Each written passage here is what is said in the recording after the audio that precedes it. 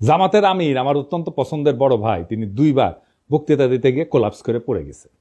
এইটা কি একটা রাজনৈতিক দলের নেতার জন্য কাম্য একটা বিষয়, কাম্য ঘটনা?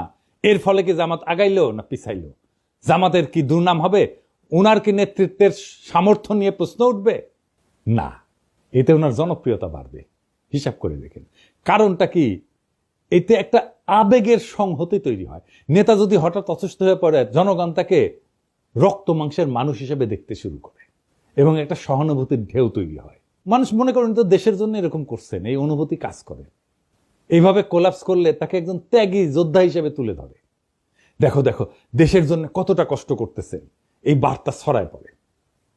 পলিটিক্সে সবাই কথা বলে, কিন্তু সবাই কথা বলার মতো থাকে না। আর যখন কেউ কথা বলার মাঝখানে হঠাৎ এইভাবে নিঃশ্বাস হারায় ফেলেন, তখন মঞ্চ কেঁপে ওঠে। একটা শরীরের পতনে তখনই শুরু হয় এক নতুন ধরনের রাজনীতি। না, আমরা বীরত্বের কথা বলতেছি না, বলতেছি ভাঙনের মধ্যে দিয়ে উত্থানের কথা। যখন নেতা কোলাপস করেন, তখন তিনি কেবল মাটিতে পড়েন না, তিনি পড়ে যান মানুষের হৃদয়ের গভীরে।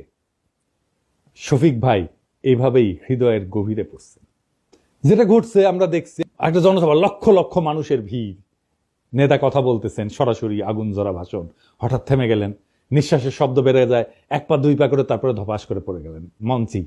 অনেকে চিৎকার করে উঠছেন, কিন্তু তিনি কি সত্যি পড়ে গেছেন, নাকি ঠিক তখনই তিনি মানুষের হৃদয়ে উত্থান করেন? আমি কয়েকটা আন্তর্জাতিক ঘটনার কথা বলি। রবার্ট এফ কেনেডি ভাষণ শেষে গুলিবিদ্ধ হয়ে মঞ্চে পড়ে যান। কোন রাজনৈতিক প্রতীক কখনো এত রক্তে জন্ম নেয়নি। তার জন্য পোস্টার ছাপা হয়, এতেই উনার জনপ্রিয়তা আকাশচুম্বী হয়ে যায়।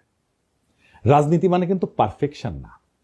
মানুষ চায় একজন তার মতো একজন মানুষ, তার মতো একজন ভাঙা নেতা, যে তার মতো কষ্ট পায়, যে তার মতো কাঁদে, যে তার মতোই ভালনারেবল। এটাই হিরোইক সাফারিং এফেক্ট। নেতা যদি ভোগে, জনগণ তাকে ভালোবাসে। ফরাসি চিন্তাবিদ জালুক ন্যান্সি উনি বলছিলেন, যে শরীর কষ্ট করে সেই সত্য বয়ে আনে। আর জর্জিও আগাম্বেন উনি বলছিলেন, the moment the sovereign body collapses, the political soul rises. তাহলে প্রশ্ন দাঁড়ায়, নেতা যখন পড়ে যায় তখন কি উঠে আসে? উঠে আসে ক্ষমতার নতুন ভাষা। ভাঙন থেকে উঠে আসে এক নতুন প্রতীক, যেখানে নেতা আর কেবল মানুষ না, তিনি হয়ে ওঠেন সিনেমার মতো সাহসের স্থাপত্য, বীরত্বের প্রতীক, আস্থার জায়গা, ভরসার জায়গা, এবং মানুষ কানেক্ট করতে পারে তার সাথে।